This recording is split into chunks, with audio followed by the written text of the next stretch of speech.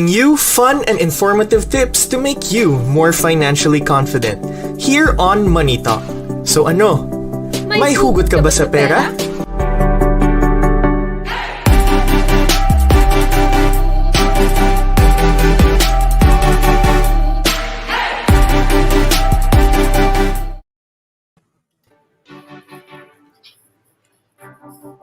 Welcome to another spectacular day, mga Ka-Money Talks!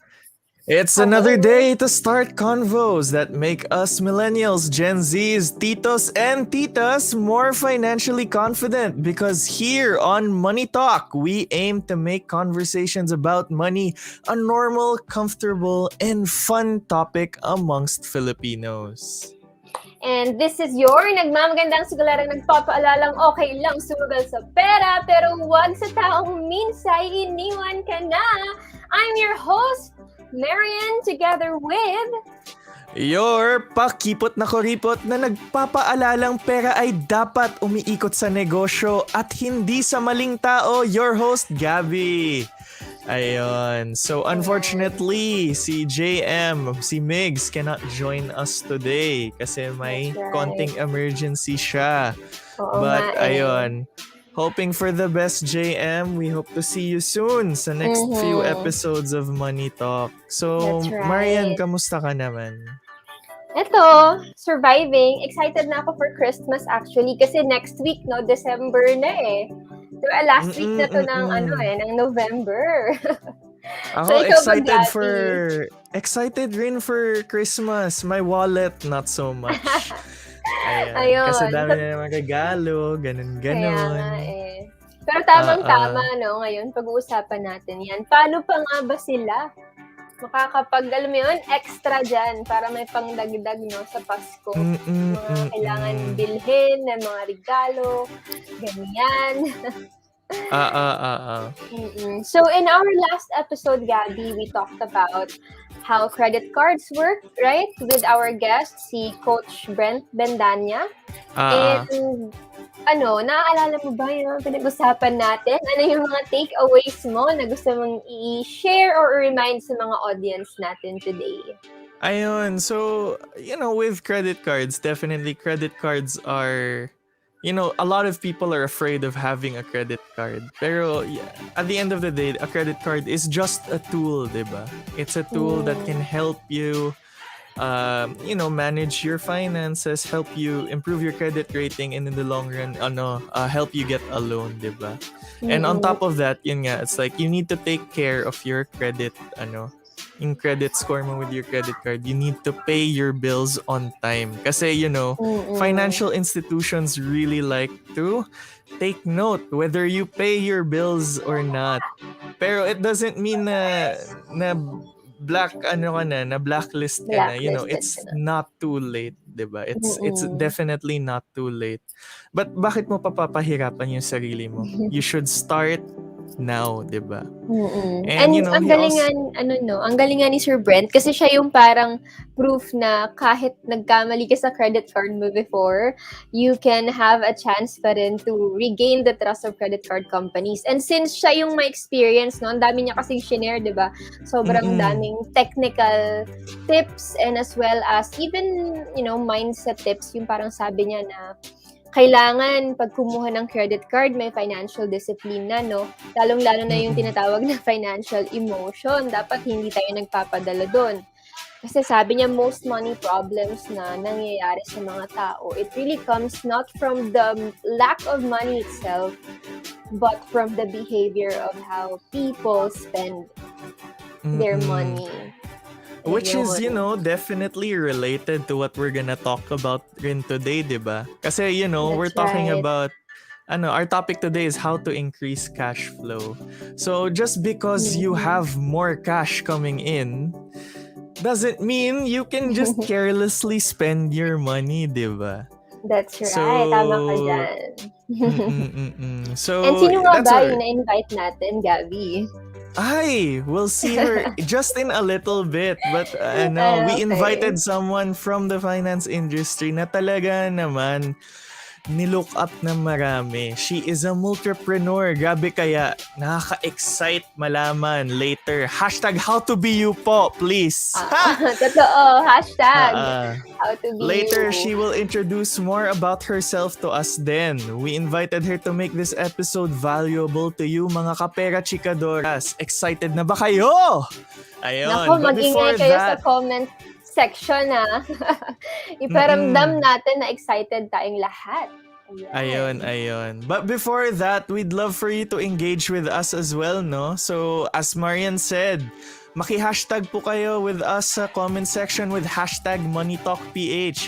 And speaking of hashtag, yes, kaya pa natin today, Gabi. Kaya ba today? Hashtag, let's all watch Money Talk's TikTok video about hashtag kwentong side hustle ko. Ayun. Good evening guys! So nga pala inyo nag-iisang Mr. Boy, ipunaro yung malupit at syempre naglagi nagsasabi sa inyo na okay lang sa pagmamahal mag-ipit pero wag lang sa pera mag-ipit, okay? So ayan, ito nga no, syempre ang hashtag of the day no, ang our hashtag for today is hashtag kwentong side hustle ko. So ayan mga marites dyan natin no, marami akong kilala na talagang may mga ginagawa sila sa buhay, nagsa-sideline. Ayan, isa na rin ako dyan, no? So, kailangan talaga yan, lalo na sa panahon ngayon, no? Siyempre, marami tayong ginagawa, marami tayong binabayaran na bills. So, kailangan natin yan, no? Kailangan natin mag-side hustle. So, ikaw, ano ba ang kwentong side hustle mo? Ayan, i-comment nyo na yan at syempre, i-share nyo na ang aming TikTok video. Dito lang yan sa MoneyTok PH. Ayan. So kahit wala siya dito sa show, Kaya nga nararamdaman pa rin natin si Migs, di ba? Migs. Ayan. So, di ba grabe. talaga TikTok is life talaga dito sa Money Talk? So, That's right. Marian, may masishare ka bang mga hashtag side hustle stories mo? Mga kwentong side hustle mo? Nako, madami. Ang dami nating mga side hustles noon, no? Pero yung pinaka-main side hustle ko was tutoring talaga. Ayan, nag-tutor ako sa coffee shop, diba? Nag-tutor ako ng adult Chinese na nandito sa Philippines, gusto mag-aral ng English. Pupunta ako sa bahay ng student kong 6-year-old, kahit sobrang kulit niya. For the sake of, wanting to earn extra. Ayan. Siyempre, may kasama dun yung voice-over projects natin. Since kabilang we are part of CVAP or the Certified Voice Artist Program. Tayong tatlo yan. We're all certified voice artists. At minsan, kung makakapunta ka sa grocery at may marinig kang boses, di mo alam baka kami. Ayan, di ba? True. Ayun. Ako naman, yes, same ako. Especially nung college ako. I used to tutor really heavily. Not just yung not just yung mga brothers and sisters minsan ng mga classmate ko. But also my classmates rin. Nag-tutor rin ako. Mostly ang mga chino-tutor ko math. Ay, wow. Kasi apparently magaling ako sa math. Char. Naku, sana all. And then aside from that, ngayon recently, nagsistart ako as a side hustle. I am a writer na rin. Nagka-copyright ako for mga brands and stuff like that. Ayun. Grabe. Hoping to enter a more journalistic side of writing naman eventually. But so, ayun. Bagay na bagay nga tayong host dito, Gabi, no? Kasi mismong tayo, we are, kumbaga, proactive when it comes to learning about finance. And yun din, malalaman natin kung sino na nga ba ang host natin today. At magkukwento din siya, hopefully, ng kanyang hashtag kwentong side hustle. So, wag na nating patagalin pa. Excited na nga tayong lahat, diba? So, let's all welcome to the show, Miss Nikki Jurado, also known as the Nomad Finance Girl. Ayan. Hi! Hi, everyone! Hi po! Hello! Yan na naman, pinupo niyo na naman ako. Hello! Sorry. It's Hello! just how to be you po. Hashtag how to be you. Oh my gosh. Yan, game. Excited na rin ako mag-share. Alright, game. Let's enjoy this. Ayun. So, yes, mapapamiss Nikki na naman ako. Oo nga eh. Nikki na lang. Sana, Nikki. Ayan. Nikki, can you tell us more about your background po sa mga taong hindi pa part ng as you said it kanina, kulto niyo po. Ng aming kulto. Oo nga. Hello. So, I'm Nikki. Online, I'm known as Nomad Finance Girl. People call me NFG. I am a multipreneur. That means I own and handle multiple businesses. Right now, we have 10 going 11. I also authored the book, How to YOLO Wisely. And yes, I blog I blog Monday to Thursday. On Facebook, it's fb.com/Nomad Finance Girl. So if you want to know more about what I do, pumunta na lang kayo doon, find me on Facebook and read my stuff. Ayun lang naman. Ayun. So can you tell us ano po, like just a short like parang how you became who you are today, how you became a entrepreneur, how Sige. ano yung naging inspiration niyo po to write your book po, and yun po, how NFG started. Well, medyo mahirap i-shortcut yun, but I'll try my best. Because NFG started officially in 2018, but the idea started in 2016 or earlier pa. Pero yung experiences that I get to write on the page started a long, long, long time ago. So, I'm already 30 years old, but nagsimula ako sa business and finance when I was 6. Oh, wow. Ganun kaaga. And I was kind of forced into it. Ang kwento kasi niyan talaga is, I was born in the Philippines, raised in the US. Bumalik kami sa Pilipinas when my parents separated. So I came from a family of lawyers talaga. Professionals. Now, alam mo naman, kapag professionals, pagdating sa negosyo, ay, wag na yan. Diba? Kasi dapat ikaw, maging abogado ka na lang din. Apelido ko nga, Jurado, diba? So, talagang born into it talaga. If there are viewers here who study law, they would also know the surname. Kasi, we also write law books. So, if they're reviewing for the bar, it's really our books that most law students use. So, nandun talaga yung track. But I didn't see myself as early as 6. Sabi ko, ayoko maging abogado at all. And I was kind of adopted into a family of Chinese Filipino business people. Hindi lang ako like in-adopt, pero tinuruan nila ako. So, yung mga stall nun, if you're familiar with what is now 168, or Tutuban Mall. Ganon. Nagkahera ako sa mga ganyan. So, ako, kahera dito, ganyan, taga-punch ng, you know. Pero yung opportunity ko that I got there was I got to speak with business people every single day. Because if you're not familiar with Chinese Filipino business owners, ang ugali nila is, pagkukuha ng supplies, basta may hawak ng pera, hindi nila yan ipapagawa sa iba. Yung may-ari mismo, yung pupunta. So, kung ang supplier nila ay nasa Divisoria, yung may-ari mismo na mayaman na, siya mismo ang pupunta sa Divisoria para kumuha ng supplies. Yun ang ugali nila talaga, business-wise. So ako, bilang bata, I got this chance to talk with these people every single day for 4 years, 4 to 5 years. Tapos siguro hindi nila ako sineseryoso, pero nagtatanong talaga ako na parang, paano po magkaroon ng kapital? Paano magsimula? Sila naman, sinasagot ako. Pero akala siguro nila hindi ko nag-gets kasi bata. Pero nakikinig talaga ako. Sinusulat ko talaga yung sagot. Kasi I was really intending already na gusto ko may sarili akong ganito.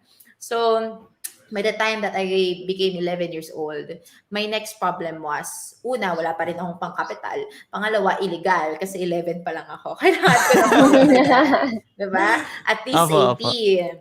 Diba? So, ang ginawa ko, tumingin ako sa paligid ko, and lo and behold, ang nakita ko ay yung cargador namin. So, 19 years old siya. Cargador ng store. Di ba, kahera ako may cargador. Yung taga-buhat talaga. Alam niyo yung mga walang t-shirt na maraming abs. Ganon ko. Ano nakikita niya. Important yung abs eh. Yes. So, ako kasi, from sa mga na-learn ko from these people, it seemed like trust was a big issue when it comes to building a business. So my first question was, baka lokohin lang ako nito kasi ipapangalan sa kanya yung negosyo. Tapos bata pa ako. So kinausap ko siya masinsinan, sabi ko, kuya, gawin natin to, pero nakapangalan sa akin, pero please, lokohin na kasi utangan ko yung pera. Umutangan ko na ng 60,000 pesos to start a shop of my own. At 11. Yes. And thankfully, I'm still very, very fortunate because until now, that guy is still one of my business partners. Until now. Wow. So sobrang the trust is there. Ninang na ako ng lahat ng anak niya. Ganong levels na yung relationship namin. It's crazy. And that's when I started, if you're familiar with uso nung panahong yon pagpipirata ng mga PS1 games. Customer. Oo. Pipila ka sa akin, lilista mo yung mga kanta mo, ako bahala dyan. Yung nag-burn ng mga CD. Nag-burn. Oo. So yung Oo 60,000 pesos, kumuha ko ng stall sa mall, Santa Lucia East Grand Mall, if you're familiar. Tsaka bumili ako ng mga CD burner. Pipirata ako ng mga pelikula. Naka-ano yan? Naka-tag dito, yung clear file. Yeah. Ng movie. Mamili ka lang dyan. Bahala.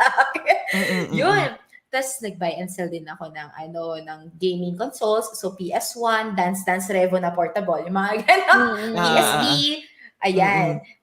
Nung lumago yun, pinatakbo ko yung pera. We're gonna talk a lot about this, no? Finances in both business and in personal finance. So, pinalago ko yung pera. Hindi ako tsumutupit pa doon for myself. Kasi ang gusto ko, pag iniipon ko yun, binabalik ko para lumaki ng lumaki yung business. So, from that business alone, which is a small stall na technically illegal kasi bawal po yun.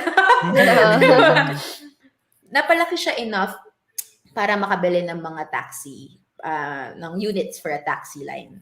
And that taxi line na palago enough para mag-franchise ng salon. Nagkakang lumaki na lang talaga ng lumaki. Eventually, I got into trading. So, I started with stocks, moved to Forex. And now, ito na tayo ngayon. So, yun lang. Talagang business after business after business. Palaki lang na palaki. And at 11, my biggest story was, to get my crush to talk to me. Worry pa rin natin yan ngayon, right? Hindi na po. Hindi na po. Sa sobrang hindi. Ay. Wow. Shout out pa nga. Of Sana course, all. kailangan. Ayan. Pero grabe, no? The mindset is so different. Ako talaga, like, ang ipon ko is like, okay, I get 50 pesos a day. If I save for how many months, I'll have enough to buy part of a Nintendo DS. Ganon. Pero grabe. Grabe talaga. Oh my gosh. Dapat pala, 11, no? Sana my mom got married to a Chinese Filipino business. Naku, alam nga, Nikki, no? Baka magkaka-idea ako, Chinese pala dapat ang hahanapin. Charot. Great Wall na lang ang katapat. Ayan. Tama. So, Nikki, ang weird, walang miss. So let's go to the meat and bones of our talk today. What can you tell us? What is cash flow? Is there a difference with income? Yes, people usually napapagbaliktad to, right? So if you have a business, but you can also use this with personal finance, no? Cash flow, in the strictest sense, if you're talking about accounting, or yung pinaka basic meaning lang niya, is literally the flow of cash. So in and out movement of your money. That's it. It doesn't account for your expenses, your savings, all of those things. So in and out nag-alaw lang. Usually, ang maling ginagawa ng tao, employees and self-employed people and even entrepreneurs alike, is they look at cash flow. The problem with looking at cash flow is it's so exciting to look at. Kasi tinitingnan mo yung laman ng bangko mo eh. Tapos in, out, ang ganda ng pera. Akala mo you own all of these cash. Pero hindi naman sa'yo talaga lahat yun eh. I-account mo pa, of course, yung expenses mo, yung mga sudden, na kailangan biglang ilalabas, ganyan. So, what you really want to look into is your final income or what we call our net income every single month. So, removing everything already, what are you actually gonna get? So, for example, employees, they only look at, ito yung sweldo ko, by contract. So, by contract, for example, ang sweldo mo is 30,000, hindi pa yan net SSS, hindi pa yan net PhilHealth, hindi pa yan net, other than those things, hindi pa yan net, your expenses. Diba? So, you're left with how much lang talaga. Kaya it's really good to understand how much yung take home, that's what I call it. My take home money is, especially if you're being paid paycheck to paycheck. Kasi doon mo makikita if worth it ba talaga. So, ang mangyayari dyan is, ang take-home money mo, divide it by your number of hours. That's actually what you're really getting. And if you do that, you'd be surprised, like, oh my God, ang liit lang pala tayo kinita ko. Oo, ng hourly rate. Yeah, kaya importante makita mo yung difference talaga. So, you focus on your net income, not your cash flow. Okay. Ayan. Take So, home. in relation to this, no, for our younger viewers out there, yung mga hindi pa pwede magtrabaho, ganun. So, would you consider allowance from your parents as cash flow? Ayan. Yes! Pwede rin yun. Oo. Anything that comes in. So, ako, the way I consider it is kahit perang napulot mo, basta pumapasok. Okay. Now, this gets really complicated for freelancers or for those who earn money na hindi steady, hindi regular yung pasok, diba? So, it's a lot harder kasi to predict what's gonna come in. So, yun lang. Kailangan mo lang talaga i-average down din kung ano yung, or i-expect na kung ano talaga. And what I would recommend for minors, or for those who are still starting, Gen Zs and really young millennials, when it comes to looking at their cash flow or their income, is you really have to tally it down. You really have to look na saan ka na. And I would say, kasi dalawa lang choices mo dyan eh. And depending on your lifestyle, dalawang choices mo dyan. To cut down, which I think is not effective, never effective. Parang diet lang yan. Hindi gumagana ang diet, diba? I mean, yeah, kasi ano ba yung tinatanggal sa diet? Yung mga masasarap. French fries. French fries yata. Diba? Yung French fries, yung mga steak, yung mga gusto talaga natin kainin. Milk tea. Tatanggalin mo talaga. Milk tea, no? That's why it never works. Kasi our brains are hardwired to follow what's fun for us. Pleasure ang sinusundan niya. Imbis na pain. Kaya, yung usual advice, which is, mag-cut down kasi ganito, I don't think it works ever. Or mag-save up ka more. That's why when I wrote the book, How to YOLO Wisely, it's really geared towards having fun. So, the question is, how do you have fun in the present while still securing your future? So, yun na yung tinuturo sa book. So, the other choice, kasi yung isa nga is to cut down, the other choice is to increase your income. Which, I think, in our world today, that's yung privilege natin. That's something that, our parents weren't able to enjoy. Right now, it's almost an excuse not to have at least 2 jobs. Or 2 opportunities. Kasi halos imposible na. Diba? Especially given na madami ng work na pwedeng gawin online lang, diba, at home. Yes. And not just that. Work from home, online, and most of them aren't really time-consuming. Diba? So, you can do it ng paninja ka sa trabaho mo. Ayan ha, paninja. Let's not call my employer. Sure. Nagkakaalaman ata dito, Gabi. Diba?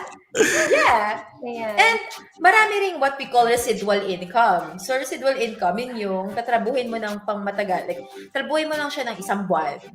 Pero after nun, hindi mo na siya gagalawin. But money keeps on coming in from that. So, e-commerce, right? It's residual income. Trading. Right now, nauuso ang NFTs, ang Axie. I mean, those are still legitimate. As long as it's still coming in, pwede rin naman eh. And they're not time-consuming. So, there's a lot of opportunity.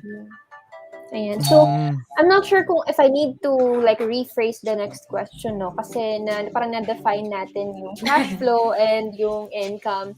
So, siguro na lang, when should really one consider increasing their income, no? Tama ba? Income dapat. Yung yung pumapasok. Yes. Ayan.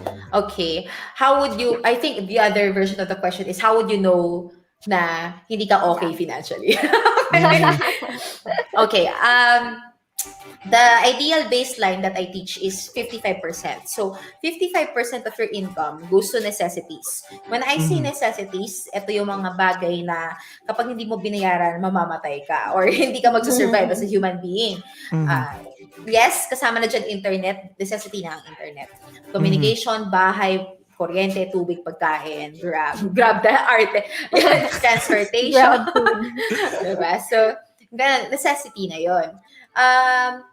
Ideal yung 55%. So if napansin mo na yung gastusin mo is above 55%, that means you really need to increase your income. If it's below, okay ka pa. This is speaking for a single person. What if may mga anak ka? Breadwinner. So, di ba? Oo. Yes. Marami kang kailangang isiping factors. So, just to know yung gauge mo, parang yung financial health mo, look at 55%. If it's beyond 55%, ang sinasabi niyan sa'yo, you need to add more income streams, definitely. Yun yung parang, benchmark ba yung tawag na? Yes. Yeah, That is benchmark. the sign, no, na you have to consider increasing your cash flow. Pero, let's say 55% or kung less naman, does it somehow increase or improve the financial situation of a person? Does it really Yes. can Okay. it improve? Mga ganun. Yeah. Why? Kasi, syempre, kunyari, you have less than 55% in necessities. Syempre, pwede mo pang bawasan yan. And hindi mo yan mababawasan by cutting it. Kasi yun nga, option 1 is the ineffective, not fun diet way Yung cut off everything, right? Ang thesis natin is, you only have one life to live. Ano yun, nagtrabaho ka lang para mag-buy ng bills. Ayaw naman natin yun. And at the same time, hindi ka rin nagtrabaho lang para mag-invest. Diba? There has to be a healthy balance. So, kunyari, you have 55%. In order for you to drop your necessities, you don't do that by cutting. You do that by increasing your income. Diba? Kasi yung necessities mo, hindi naman yan dadagdag. Kahit na mag-hyperinflate ka ng lifestyle mo Kunyari, yung internet mo, dinoble mo. Magkano lang naman yung dadagdag just in case. Hindi naman ganun kalaki din.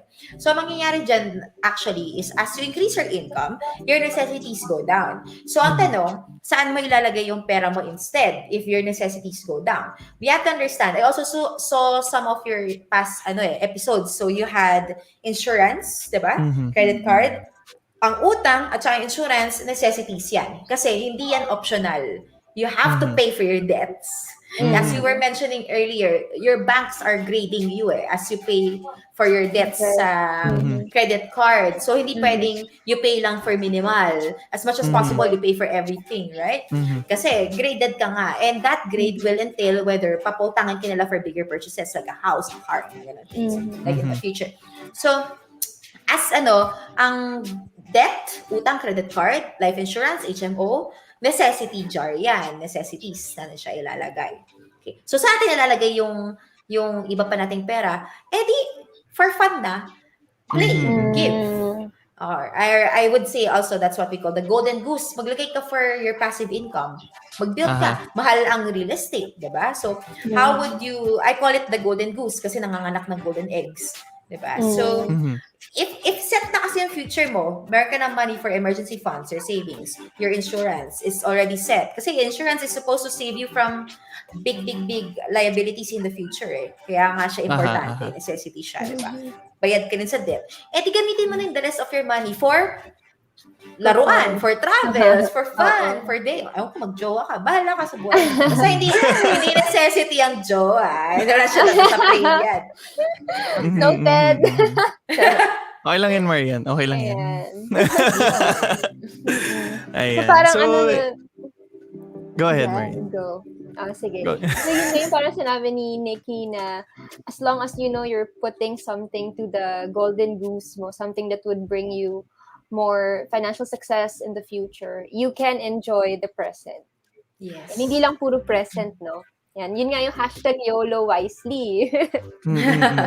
Yeah. Ayan. Yeah, especially like when you increase your income, when you have that you have more money, diba? It's like, people always tell you money will not make you happy. And in a lot of ways it isn't true, but it definitely helps, diba? Yes. Kasi the more you have money, the more you have to worry less about what you need to pay for. And you get to enjoy the fruits of your labor. If you're not happy with, your money, kasi diba sabi money can't buy you happiness, perhaps they're not spending their money in the right way kasi hindi sila masaya sa money nila. Kung hindi kayo masaya sa money nyo, ibigay nyo na lang sa akin, please. Oo, kasi magiging masaya kami. Charot. And honestly, that kind of mindset, saying that money will not buy you happiness, it's very dangerous. Kasi our brains, okay, I'm obsessed with human behavior as in. So, yung utak kasi natin, hindi, para siyang, this is the best way I can put it para siyang secretary natin. So, nakikinig siya sa what we say and what we do and what we think of. The problem is, hindi niya alam kung ano yung positive and negative. So, if you keep on saying, utang, utang, utang, ang ibibigay niya sa'yo lagi ay utang, utang, utang. Fini-filter niya. Kasi hyper yung utak natin eh. So, what it does, para hindi ka mabaliw, fini-filter niya yung thoughts mo. Yung what you can see, what you can process. And it filters this. This is called the reticular activation system, or RAS. So what it does is it filters out what it thinks it's important to you. And filter niya to through what you think of often. So when it catches you saying masama ang pera, money is the root of all evil, ang ginagawa niya, tinatanggal ngayon away from your opportunity or your train of thought or yung eyesight mo. In short, ang nawawala sa atin, nawawalan tayo ng opportunities, hindi natin nakikita. Ano nakikita natin instead? Problema, utang, and then spiral down lang siya. Kaya we also have to be very, very, very careful with what we say about our beliefs around money. We have to move from the mindset of scarcity, move towards mindset of abundance. Kasi I swear, it's not woo-woo. It actually really matters so much. Yeah. That's right. Ang galing. So mindset actually, tayo. that's So actually, yun nga, that's also the aim of this show, diba? To make us more comfortable talking about money, to eliminate that stigma, which is I mean, hindi naman endemic, pero it's very prevalent in Philippine society talaga. Na we don't talk about money, and money isn't something that we should be, Avoiding. constantly looking for, diba? Ayan. So, we've had a lot of very interesting insights from Nikki.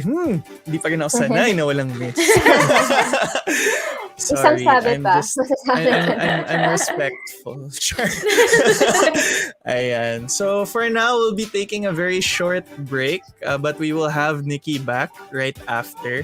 So, ayun. So, of course, we'd like to know from our audience as well, what are your #kwentong side hustle ko? Please comment down sa comment sections. And if you have any questions for Nikki or us, please comment them down in the comment section. And don't forget to include the #MoneyTalkPH. So, may tanong po kami. Aspiring voice artist ba kayo?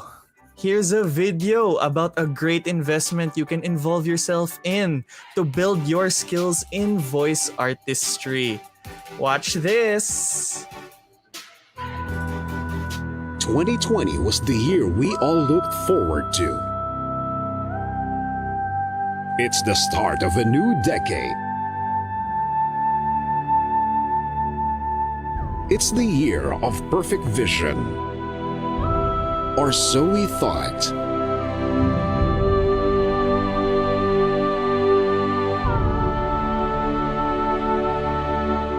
And then the pandemic happened.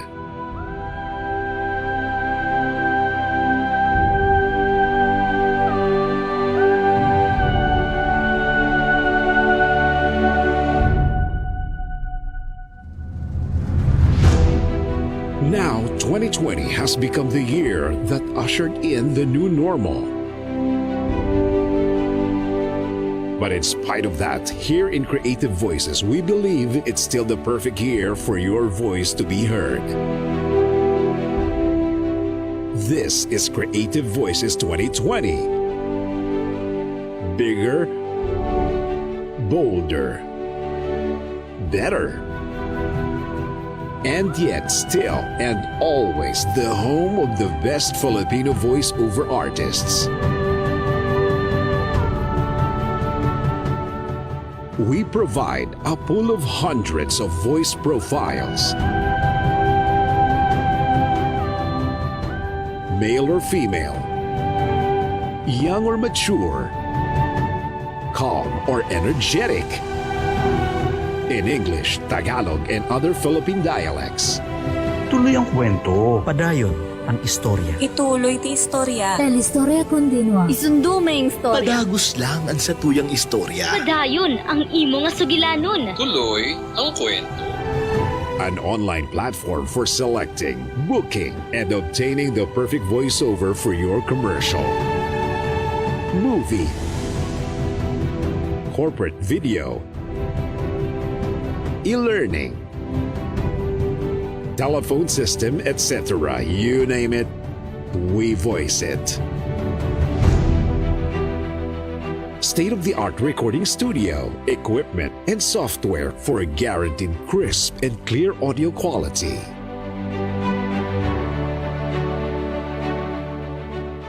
Online workshops on voice acting, home studio setup, and audio editing.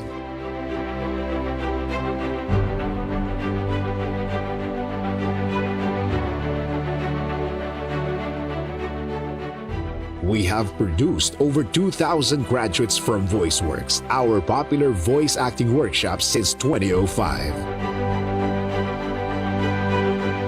And the pandemic is no reason to stop. Vision 2025 to be the leading national network of young Filipino voice artists and creative voices.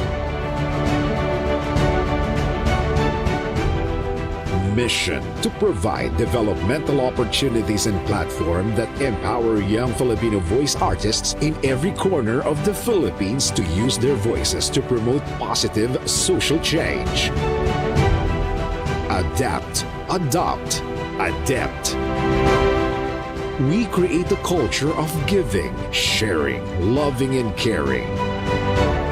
And disrupt the culture of selfishness, greediness, and ungratefulness.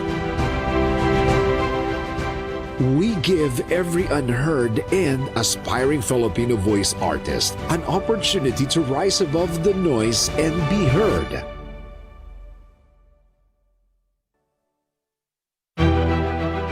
Be part of the new normal created by Creative Voices 2020. Join Certified Voice Artist Program. Creative Voices 2020 Vision 2025. Creative Voices Productions.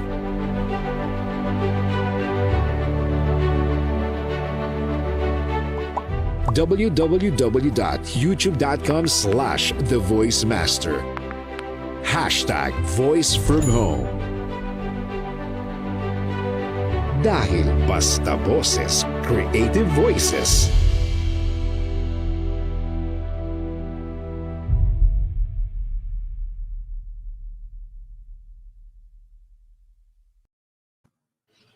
Ayan, sa Ayun. mga aspiring voice artists dyan, katulad namin, you can still, I think, join ang Batch 10. Nag-start na siya, no? I think actually tapos na ata. I think this is the last week. The last na, day, ayan. So, nag-graduation. Pero yun na nga, sila. watch out for Batch 11, no? We'll post the links for Batch 10's event page and FB page para you can learn a bit more about the program. But Batch 11 will be coming, I think, in January na. So, for mga Great way to start aspiring your voice year, no? artists dyan, ayun, join na kayo. It's a very fun side hustle na anyone can get into, no? Ayun. So instead of, spending 70,000 on a extremely expensive microphone, pay the fraction of a cost by developing your skill, Your 'di ba? skills first.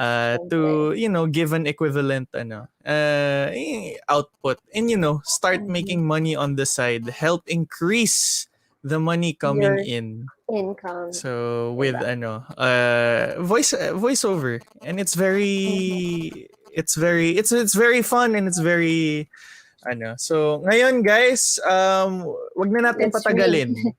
Excited na yung mga tao sa comment section na makita ulit ang aming lovely guest. Miss Let's all Nikki welcome her Jurado. Ayun. Nami-miss ka na naman. So, Miss Nikki, no? Ay, napamiss. Nikki, ayun. Our comment section, they just want to say hi, no? So, pansinin niyo naman po yung mga kulto members. Hello! I-shout out ko Yes! sila. Hello rin sa magiging team replay. So, hi, I'm seeing here. Hi, Sitsi! Hi, Kat! Hi, Natalie! And hi, Sheila! Mga may Ayan. question si Sheila. Ayan po, may Oo, question po si ayan. Sheila. How to build network from scratch po? What are the ways we can do, lalo na if not surrounded by the right people? Okay, una, if Great you want to create any kind of change, really the first step is awareness. So I always say that. Una, it's good that you're aware that there might be something lacking in your network. Kasi kung hindi natin tanggap yun, hindi naman tayo makapagbago or wala tayong maayos, right? So if you want to change your network, really the best way that I would do it is if you have, diba, we have a necessity jar at 55%. Also put or allot around 10% of your income in what we call the education jar. Okay, so the education jar, this is what you use for books, seminars, coaches, mentors. So we had earlier like a quick video ad for voice what do you call Artistry. that? Voice Voice acting. artistry. Yeah. Yeah. And if you think about it, ba't ako mag-enroll sa mga ganon? May mga libre naman sa YouTube, right? Okay, that's true. Maraming libre online. The thing is, you're not just paying for the actual classes, you're also paying for the network that you'll be getting. Bakit? Kasi yung mga makakasama mo doon, mga taong willing din mag-invest sa sarili nila. So, I do enjoy freebies that I get online. Like on YouTube, there's a lot. The problem with online freebies is hindi mo na masasala kung sino talaga yung willing gumastos para lang gumaling sila. And you wouldn't be able to get a good network from that. Kasi parang, I always say nga sa team ko ng mga negosyante, pag trinay mo in marketing, if you try to target everyone, you won't be able to target anyone. So you just really, really want to choose kung sino yung magiging part of your network. And I would say you will be able to find those people if you have an education jar. So mag-enroll ka sa mga classes. Yun, dun mo sila makilala. Definitely. To add to that lang, it's like, ako personally, I'm a very introverted person. Hindi lang halata. But, it's like, I would never have had the opportunities that I've had when it comes to being a voice actor, voice artist. If I didn't have the network that was, cultivated when I joined the Certified Voice Artist program. So definitely, it opens a lot of doors if you join stuff like this. Yeah. Another example would be, it's like it's not a one-to-one example, but like a lot of the people would say if you go to Ateneo, they would say it's like you're not enrolling because of the education because you can get that anywhere. But you're enrolling for the network that you can get there. That's true. So you'll be involved with a lot of people who might be future businessmen or who might be like part of big business families or either Ateneo Alumni Association. So you're going in for the network. Ganun. I agree. Even ako sa CVAP, I think before I joined CVAP, hindi mo ako makikitang nag-video nagsasalita sa harap ng camera, ganyan. Yung ganito, I never thought of doing something like this or hosting or managing a show. I never had that confidence. But because of CVAP, yun kasi yung unang task Parang, pag nag-join ka sa CVAP, mag-video ka daw ng sarili mo, i-post mo daw. So, dun pa lang, na-break mo na yung unang fear mo, diba? So, parang na-excite ako in some way. And it was a really good decision. Hindi ko siya ever pinagsisisihan. And look where we are, Gabby and I. So, we're talking to Nikki Jurado. The Nikki Jurado. The Nikki Jurado. Ayun.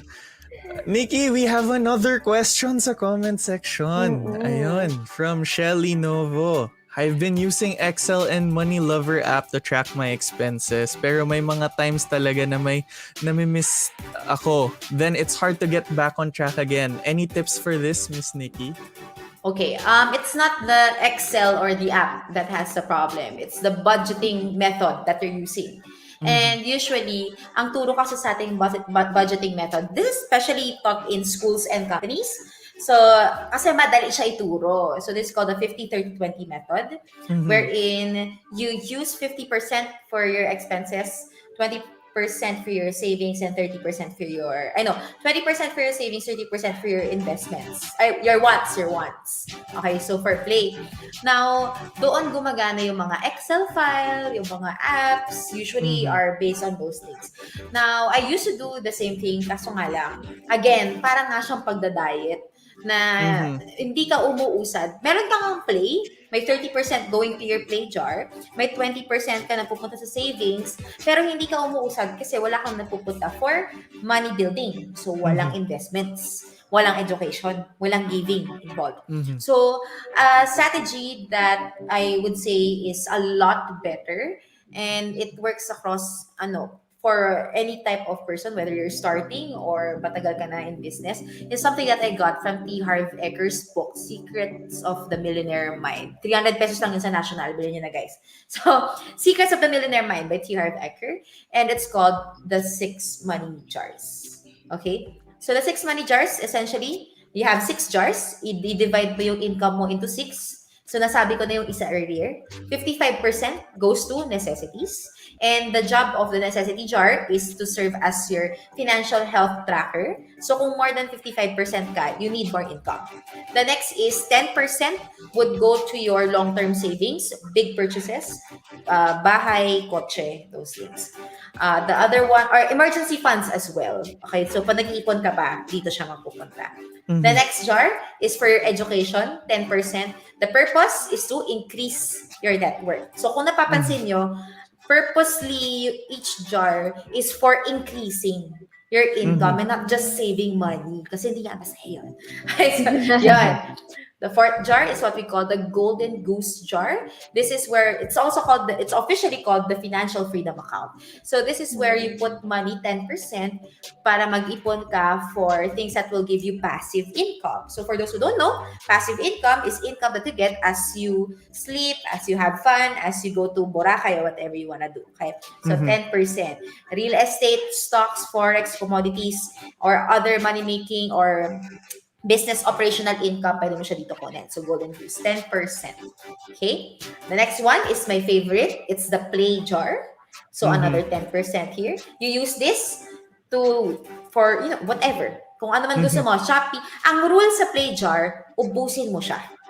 The purpose of the play jar, kaya bakit ko siya ubusin? Ba't di ko na lang siya ipunin? Okay. The purpose of the play jar is to increase what we call your mental wallet or your mental psychology. The reason why a lot of people cannot accept bigger pay or nahihiya silang maningil because they have a really, really small mental wallet. Yung parang, ito lang yung capable yung utak ko na i-grasp na pwede kong kitain this much. Very small mental wallet. So the play jar will also train you to increase that mental wallet. And lastly, we have the give jar. 5%. Of course, for some institutions, they need 10%. Diba? May mga groups na 10% ang give jar nila.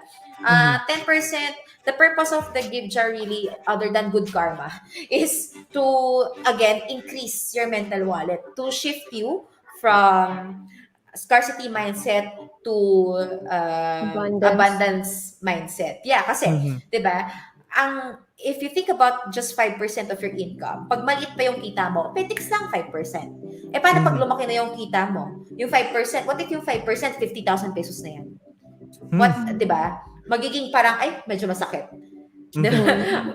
Ibig sabihin nun, yung mental wallet mo, hindi naka-keep up sa increase mo of income. Hindi pwede yun. Kasi if your mental wallet cannot keep up with your income increase, mapapansin mo, babagsak at babagsak yan. Babalik siya at babalik. Yan. So yeah, that's why I would recommend the 6 money jars. You can also Google this. It's everywhere.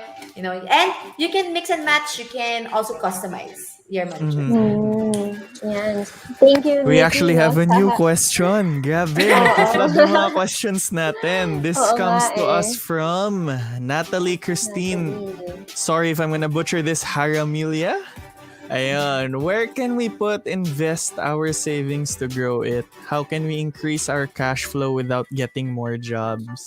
Okay, ang dami. Maraming sagot dito. Okay, Aha. pero ako, mas marami akong tanong. Una, savings. Okay, when we're talking about savings, if it is your emergency funds, hindi mo siya pwedeng galawin, girl, ha? Okay, so ang emergency funds, it's really meant for emergencies. Hindi emergency sale. Emergency talaga. Okay? Now, I would tell you, Shopee, 11-11, emergency. No, hindi ganun. Ang emergency funds or your savings, this is also what we call the peace of mind funds. Now, you cannot use this on emergencies like medical emergencies and death emergencies, loss of job emergencies. Why? Kasi death, loss of job, medical, dapat expected mo na yan. Hindi yan manggagaling sa ipon mo, manggagaling yan sa insurance. Dapat. That's why it's a necessity for you to have insurance. If you don't have insurance, nako, everything, lahat yung buong financial life mo sabog. Very, very important. Health insurance and life insurance. Okay. Now, your savings, kung ganon, kung insurance pala yung sasagot sa mga problems ko, para saan pa yung savings ko? Ito na yung mga emergencies talaga, like, bigla kang may nasiraan ng kotse, or actually, car insurance pa nga yun, di ba? Or bigla kang naputokan ng gulong, or biglang nasira yung bahay, binaha yung bahay mo, kasi yung mga uncontrollable talaga, like, oh my gosh, yung mga ganon, okay? Now, where will you put your money? In the Philippines, there are many investment vehicles that you can put them into. Dalawa lang i-categorize natin. Legitimate at saka scam. In the Philippines nga lang, napakaraming scam. Napakadami. Okay. I get texts like 8 times a day. Sila, no? Yeah. Same. And you have to be careful because especially in the world today, kasi yung question kanina is without getting more jobs. Okay, you have to be careful because these scammers, they will entice you with get rich quick things. You know, and a lot of people will bite that kasi tamad. So, diba? Might as well. Diba? Sige, ito lang naman eh. And then, iyak kasi mawawala yung money. So, I cannot really answer directly your question because it depends on a lot of things. Number one, it depends on your risk profile. Kasi for example, if your risk profile is conservative, huwag kang makikinig when people say, mag-stock market ka, ito yung best, mag-forex ka. No, girl, you will lose a lot of money if you are conservative and you're gonna put your money in high-risk investments. You have to remember this. So take note of what I'm about to say. Very, very important. Personal finance is called personal finance because it's about you. Personality, yung ikaw mismo, your beliefs around money. More than logic, money revolves around emotions. Money is energy. Yung money, greed, fear, lalabas lahat yan. So pag ikaw, very conservative ka, matatakotin sa pera at ang paniniwala mo, money is the root of all evil, tapos pumasok ka sa stock market, you're gonna lose it, I swear. You're gonna lose your money, mababaliw ka pa. Kasi the movements there is crazy. What more if you get into forex or commodity trading, which I do, diba? Pero kasi, I'm a very aggressive investor. That's my profile na talaga. It took me years to get there. So you have to understand yourself first before you start getting into these things. Ayun. Ayan. So, syempre, related dun sa question kanina, about getting more jobs to increase cash flow. Anong po ba yung mga side hustle na pwede nyong ma-recommend? And meron po ba kayong mga other side hustles na hindi nyo na-mention kanina na baka pwede na naming subukan? Ganyan. Well, most of my income now comes from trading. So I'm highly in the forex market, the commodity market. And a lot of my money is invested in real estate and art investing. So this was before NFTs pa. I'm talking about physical art. So passive income na talaga yung papapasok. Kasi ito yung target, yung magiging goal nyo, guys. Your goal is not to have bigger paycheck or mas maraming income from working. That's active income. Or income that you get when you act. Or in short, parang doktor, abogado, or empleyado. You'd think, doktor, malaki sweldo niyan. Yes, pero wala silang oras to actually spend their money. Professionals, they don't have time. Diba? I have a lot of students who are doctors and meron akong student na surgeon. Tapos sabi niya sa Nikki, alam mo, ang dami kong pera, hindi ko naman magastos kasi wala naman akong oras. Lagi ako may na-operahan. Diba? And that means that they're not actually wealthy, they're rich. That is a difference between being rich and being wealthy. If you're rich, you have a lot of money, but you don't have time. If you're wealthy, you have a lot of money and you can do whatever you want. So you'd rather want to be wealthy than rich. Hi, Wana from Dubai. Okay. So, for kung ano yung mga pwedeng pasukin, right now, very, very uso freelancing. I would recommend freelancing. Why? It forces you to build your skills. So, nakwento nyo earlier, di ba, you're also doing copywriting. So, that's a good step. There's a lot of money there. And you are also studying how to be, voice acting, right? There's also a lot of money there. And I would recommend freelancing kasi you will start as a self-employed individual there. But eventually, as you grow your client base, you can create your own agency. So you can transfer from being self-employed to becoming a business person. Meron talagang opportunity to grow if nandun ka. Versus, ang mindset mo, lagay lang ako ng pera dyan, ay mas scam ka pa. So, I would recommend, mag-mix ka ng both. Something that you can do on your own first. And while doing that, while you're doing freelancing, you can learn the skill of trading. So this can be trading the forex market or the stock market, whichever appeals to you. Pareho lang naman sila. Okay? Mas risky, I would say, mas risky ang forex market, definitely. Bigger money there, but riskier. Yes. Usual na tanong sa akin, yung amount of time. If you're trading the local stock market, kailangan tutok ka sa charts. If you're trading the global forex market, hindi mo kailangan maging tutok sa charts. So less time. Riskier, but less time. Yun naman ang plus side sa forex. Okay, so there are a lot in the Philippines, sobra. But I would recommend yun nga, something that will allow you to build your skills as well. Kasi guys, tandaan nyo itong sasabihin ko right now. Very, very important. The skills that you build along the way, hindi yan mawawala. Okay? So instead of thinking of growing money, ang isipin mo, how do I grow myself as a person? Because if you grow yourself as a person, the money will come. As in, magiging money magnet ka. But if ikaw, stuck ka na sa skills mo nung college, graduate ka 10 years ago, ano i-expect mo? You really, really have to grow. Okay. As a former FX professional, if you ever plan on entering the FX market, definitely, your first order of business talaga though is to invest in your education. Kasi hindi pwedeng it's gonna grow eventually, ganun. Hindi pwedeng ganun lang, hindi pwedeng pasok lang. Kasi no kidding, in a second you could lose all your money.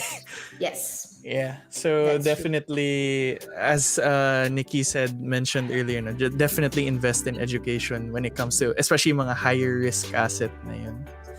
Yeah. Ayun. So, wow, ang dami nating questions from the comment section kanina, no. So, we have one more question here, but it's not related kasi to our topic today. Baka Miss Nikki might want to PM someone later. Ayan. Pero thank you for the question nonetheless. Grabe yung love and support sa comments, ha? Oo nga grabe. Parang grabe. gusto kong Tapos sumali. magkakilala pa sila lahat. Oh my gosh. Oo nga Talagang ganun kaganda yung value na nabibigay ni Miss Nikki. Kitang-kita naman sa mga na-share niya today. Grabe, diba? Oo, grabe. Like, ito yung sinabi ng isa wait lang kasi nagmo-move up yung comments.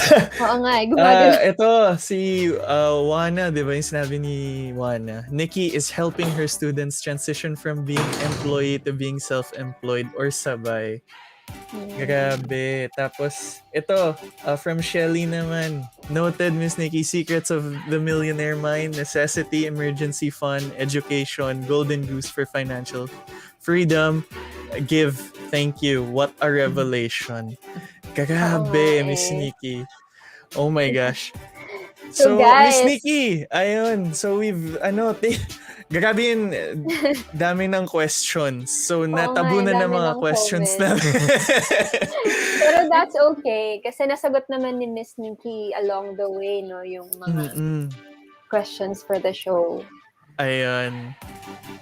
Ayun, so wow, may ringing endorsement pa guys. So better buy her book, How to YOLO Wisely. Kompleto na. Ayun. Paano yung grabe.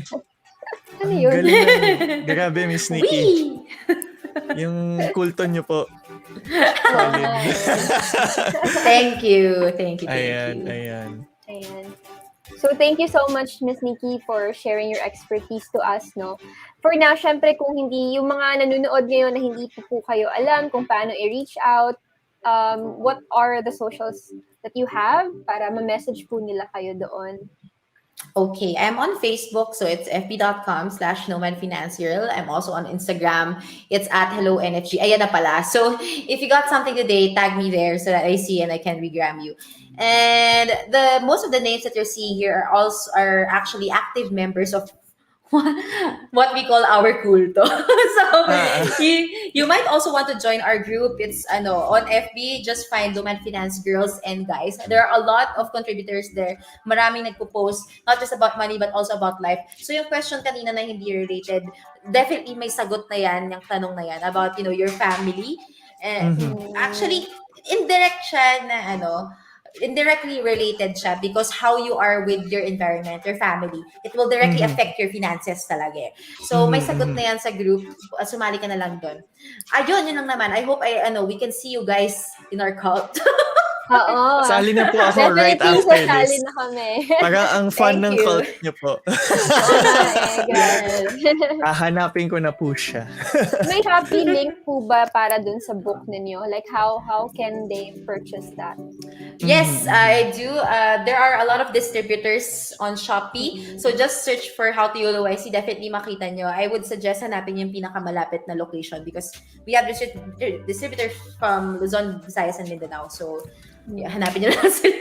Ayan, guys. Okay po. Pag Shopee ito yung dapat binibili sa Shopee. Ayan, gamitin niyo po ang education jar niya. Yes.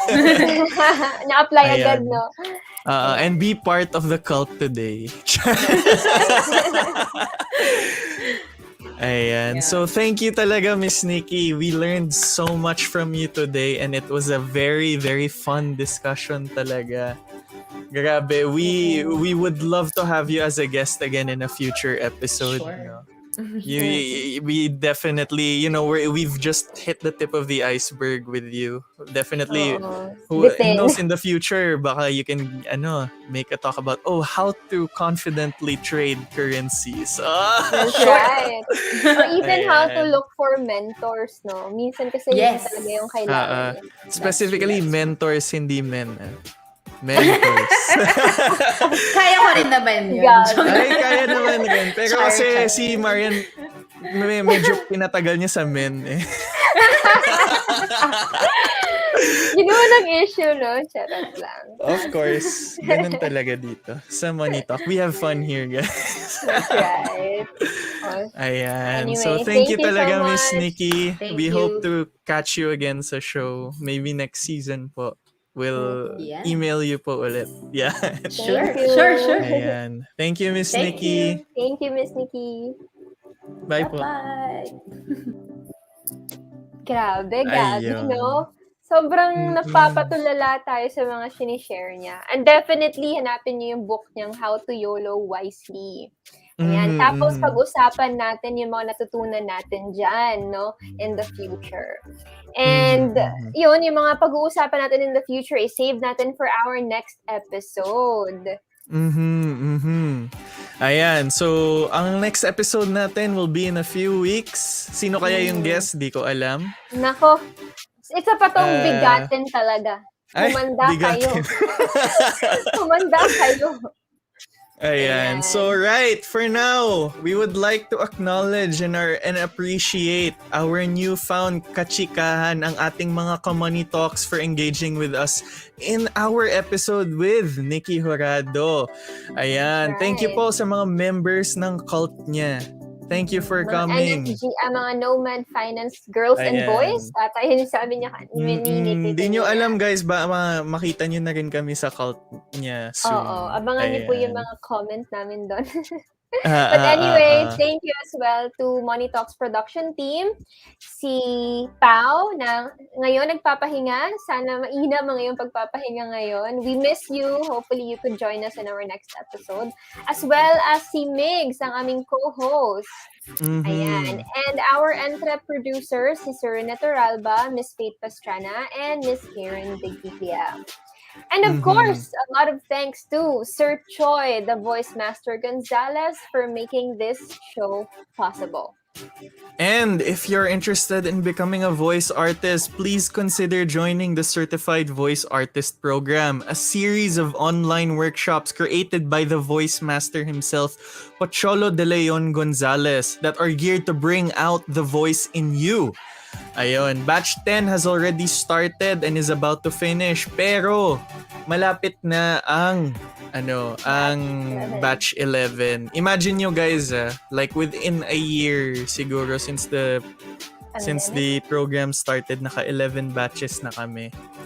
10 batches rather. Like earlier this year ako batch 6 ako. Tapos since then nagka 4 other batches na. Si 7, 8, 9, 10, 'di ba? So definitely look out for that. We've posted the links to the event page and the Facebook page sa comment section just in case you want to learn more about the program. Ayun. Pero definitely look out for batch 11. It'll be coming soon. I think it's gonna come this January na. Ayan. Ayan. So of course, mga Ka-Money Talksters, catch us again in another episode on December 11, still at 6 p.m. Maganda yung sorpresa namin for you. So abangan nyo. Only here, syempre sa Money Talk, because we aim to make conversations about money a normal and fun topic amongst Filipinos. Ayan. With the leadership of the most influential speaker in the Philippines, Pocholo the Voice Master Gonzalez, we hope that we are able to engage you in a convo that makes you more financially confident. And this is where we end tonight's convo. So let us then leave you with the reminder that if you think money can't buy you happiness, then deposit it in our bank accounts. Kasi hindi lang kami sasaya dyan. Talagang, ano ba bang ibang term? We're gonna make it grow. We're gonna make it grow as well. So for our bank details, ayan, PM nyo lang kami sa Facebook. Pero joke lang yun, syempre. If we have shared value to you tonight, follow us on Instagram and Facebook where we can connect and talk about personal finance or just life in general. So you can follow me at, it's Marian, may triple E sa dulo. Yan, ikaw naman, Gabby. Ayan. Tapos, you can find me at Mr. Old Shoes VO for any of your voiceover needs.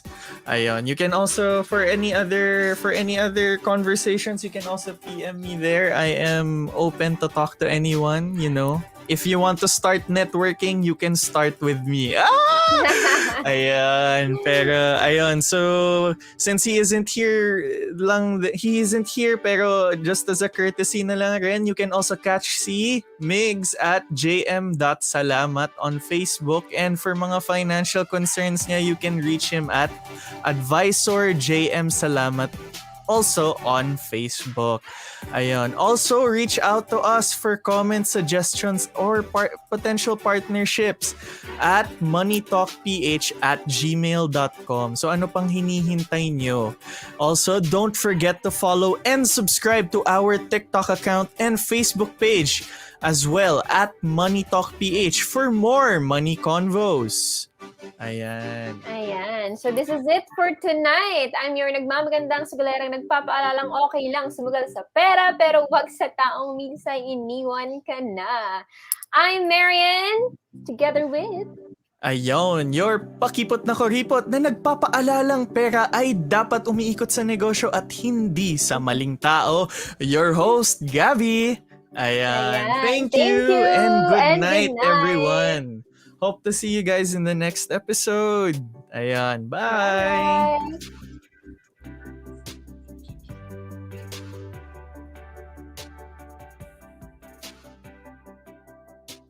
Bring you fun and informative tips to make you more financially confident here on Money Talk. So ano? May hugot ka ba sa pera?